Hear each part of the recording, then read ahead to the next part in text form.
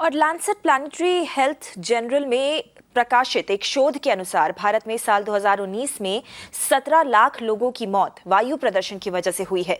शोध में इस बात का भी खुलासा हुआ है कि साल 2019 में भारत को अपनी अर्थव्यवस्था में 1.4% का नुकसान उठाना पड़ा। करीब 2,60,000 करोड़ रुपए का यह नुकसान समय से पहले मौत और बीमारियों की वजह से हुआ।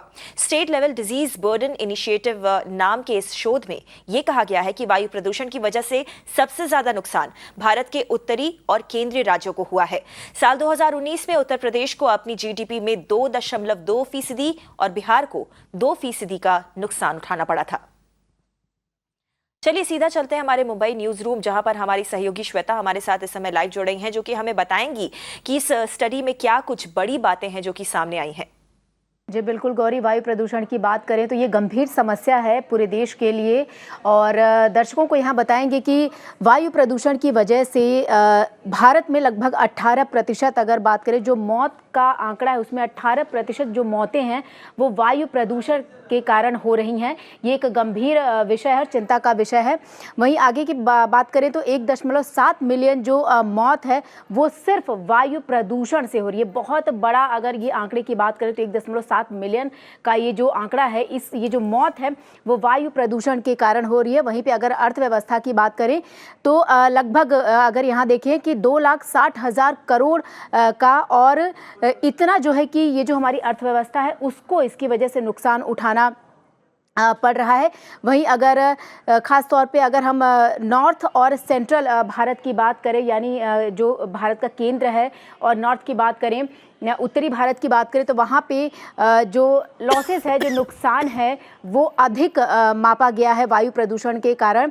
और 2.2% जो नुकसान है जीडीपी का जो ग्रोथ होता है, जो जीडीपी होती है हमारा, उसका 2.2% जो जीडीपी लॉस है वो यूपी की अगर बात करें तो वायु प्रदूषण के कारण है। ये भी बहुत बड़ा आंकड़ा है।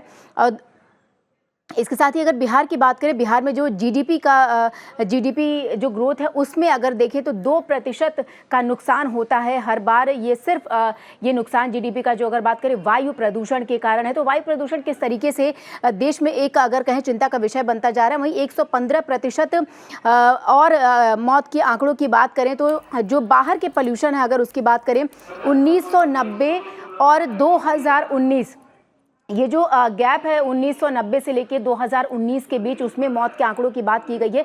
जो आउटडोर यानी जो बाहरी वायु प्रदूषण होता है उसकी वजह से 115% लोगों की जान गई है सिर्फ वायु प्रदूषण से। गौरी जी, काफ़ी भयावह ये आंकड़े हैं और ये इस बात को समझाते हैं कि कितनी ज़्यादा गंभीर ये समस्या है।